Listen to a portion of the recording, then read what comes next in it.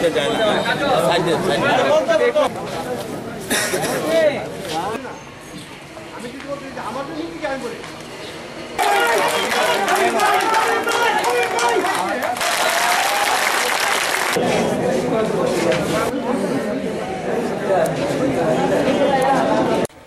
আমি আপনারা সম্মানিত এলাকার লোক, আপনারা আমাদের দলীয় লোক, আপনারা আমাদের ভোটার, আপনারা আমাদের সমর্থক।